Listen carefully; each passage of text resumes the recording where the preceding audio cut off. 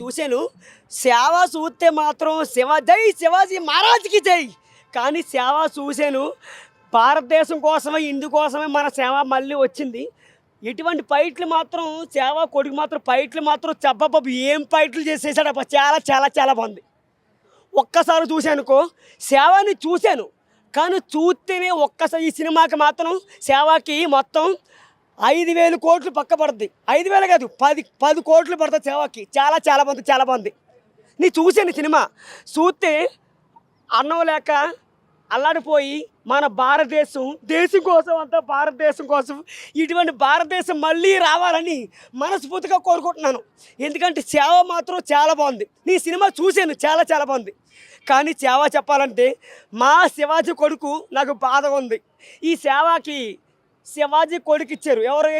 మన ఎన్టీఆర్ గారే వస్తే బాగుండు. ఈ సేవ సినిమాకి ఎన్టీఆర్కి ఇవ్వాలని మాకు చాలా కోపంగా ఉంది. మరి ఈ ఆలోచనకి ఇస్తే బాగుండు, ప్రభాస్కి ఇస్తే బాగుంది, చాలా కోపం ఉంది. ఇటువంటి సినిమాలు సేవాలంటే ఒక్క సినిమాలు చూడాలంటే ఏం సినిమాలు బాబు, సూపర్ సినిమా మాత్రం సినిమా మాత్రం చాలా బాగుంది. నాతో చెప్తాను, మాది పెద్దాపురం కాకినాడ. నేను సినిమాలో హీరో అవ్వాలని వచ్చాను. అమ్మని నాకు ఎవరు లేరు. వాచ్మెన్ పని చేస్తాను, పేట్లు కడుతాను, హోటల్లో పని చేస్తాను, కష్టపడతాను. సినిమాలో హీరో అవ్వాలి. సినిమాలో హీరో అవ్వాలని మొత్తం ఎప్పటికీ సంటి కూరని ఓరి నన్ను ఓరి ఇలా రారా అని పిలవాలి. కానీ ఇంకోటి ఉంది, అమ్మ నాన్న నాకు ఎవరు లేరు. చిన్నప్పటి నుంచి సినిమాలో హీరో అవ్వాలని వచ్చాను. కానీ నేను హీరోని నేను అవ్వలేకపోతున్నాను. కానీ కష్టపడుతున్నాను అబ్బా హీరో అవ్వాలని.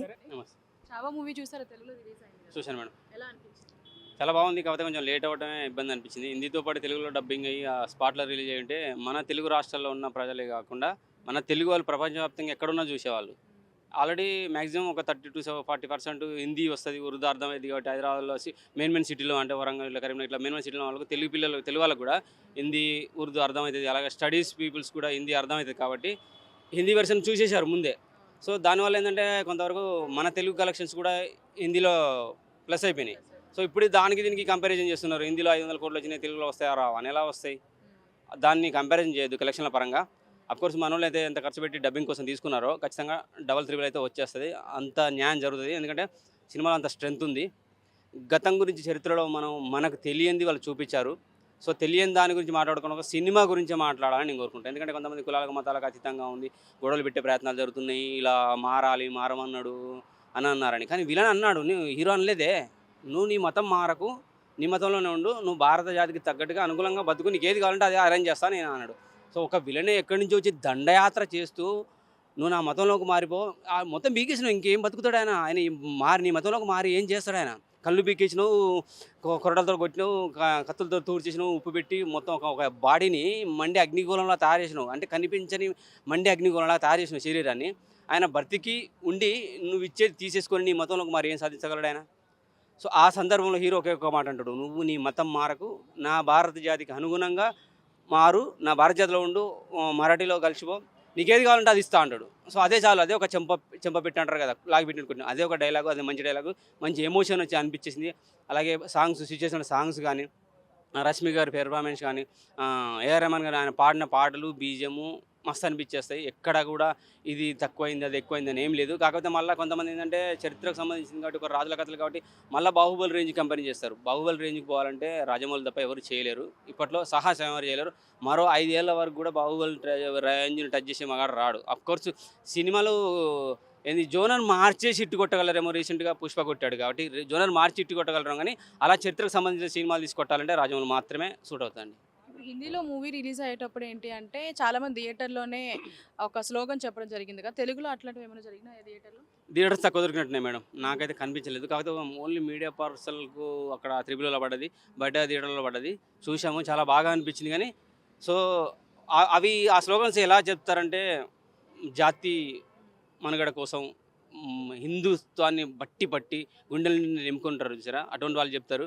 ఓన్లీ సినిమా ప్రేక్షకుడు అయితే సినిమా చూసి చాలా బాగుంది, సో భారత జాతి గురించి చెప్పారు, హిందుత్వం గురించి చెప్పారు అని సినిమా గురించి మాత్రమే మాట్లాడగలడు. సో హిందుత్వాన్ని నరాన నింపుకున్న వాళ్ళు అయితే ఖచ్చితంగా పాడగలరు. జనగణమన అయితే ఎలా పాడతామో అలా సంస్కృతి గురించి, మన భారతీయ సంస్కృతి, హిందూ సంస్కృతి గురించి, మన భారత జాతి గురించి పాడాలి మేడం. ఎందుకంటే గతంలో ఆయన గుర్తులేడు, తండ్రి మాత్రమే గుర్తు. సో ఆయన కొడుకు కూడా అంతకంటే ఎక్కువ అని చెప్పి మనకు ఉన్నది దాన్ని మర్చిపోయిన చరిత్రను తీసుకొచ్చి చూపిస్తున్నప్పుడు మనం పాడకపోయినా మాట్లాడకపోయినా చరిత్ర గురించి ఆ సంభాజీ గురించి మాట్లాడకపోయినా మనం చరిత్రహీనులు అవుతాం. ఇప్పుడున్న మనం కూడా చరిత్రహీనులుగా మిగిలిపోతాం. సో చరిత్రకు సంబంధించిన సినిమాలు వచ్చినప్పుడు చూడాలి, మళ్ళీ రాబోయే తరాలకు కూడా చెప్పాలని నేను కోరుకుంటున్నా. ఎందుకంటే అన్ని మంచి అంశాలు కూడా ఉన్నాయి. మన మతాన్ని గౌరవిస్తూ ఇతరుల మతాన్ని కూడా గౌరవించాలి, ఇతరుల మతాన్ని కించపరచొద్దు. సో వాడికి వేరే వాళ్ళు కించపరచాలని చూసినా నేను కించపరచను, నీలో ఉండు, నాలో కలిసిపో అన్నాడు, అంతేగాని నీ మతం మారు అని చెప్పలేదు. దీన్ని కొంతమంది మీడియా కానీ కొంతమంది సెలబ్రిటీలు అవ్వాలని తిట్టే వాళ్ళు ఉంటారు. వాళ్ళు ట్రోలింగ్ చేసేసి ఇతరులని తిడతాడు. కలిసిమెలిసి ఉండాలనే సందర్భంలో నువ్వు తిట్టాల్సిన అవసరం ఉన్నది. కలిసిమెలిసి ఉండు, కలిసిమెలిసి బతుకు, భారత జాతిలో కలిసిపో అన్నాడు అంతే. మతంలో మారమనిలే నేను.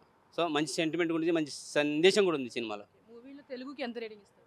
తెలుగు 3+ ఇస్తాను మేడం, 3 to 4 ఇచ్చేస్తాను. ఉన్నది సక్సెస్ అయితే అవుతుంది.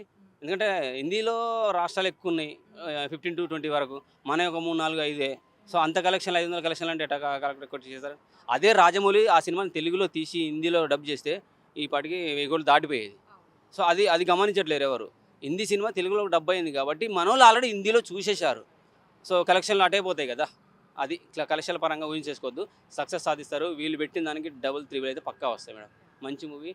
ఒక పార్వతీ పదహే హర హర శంభో, ఇది కనుక ఫుల్ పబ్లిక్ ఉండి ఆరుస్తే ఈ గ్లాసులు చూసినా పగిలిపోతుంది. అంత ఆవాజు అంత సౌండ్ వస్తుంది. థియేటర్లో అయితే వచ్చింది, టచ్ చేస్తుంది. నెక్స్ట్ మన రష్మిక గారి గురించి మాట్లాడుకోవాలి.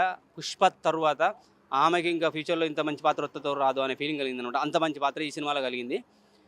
ఎమోషనల్ డైలాగులు హెవీగా బేస్ వాయిస్తో సినిమాలో పుష్పలో చెప్తే ఇందులో నార్మల్గానే చెప్తుంది. కళ్ళతో ఎక్స్ప్రెషన్తో పాటిస్తుంది. మస్తు అనిపిస్తుంది సినిమాకు. పుష్ప సినిమాలో ఎంత ప్లస్ ఆమె, ఈ సినిమాకు కూడా చావో సినిమాలో కూడా రష్మి యొక్క పాత్ర కూడా అంత బాగుంది. అంత ప్లస్ పాయింట్ అనమాట. చావో రేవో తెలుసుకోవాలంటే చావో సినిమా చూడండి. భారత జాతికి హిందుత్వానికి కట్టుబడి ఉండే వాళ్ళైనా సరే భారత జాతి అంతా కలిసిపోయి ఉండాలనుకున్నాను, ఖచ్చితంగా చూడాలనుకుంటున్నాను. జై Sambhaji Maharaj. Thank you very much.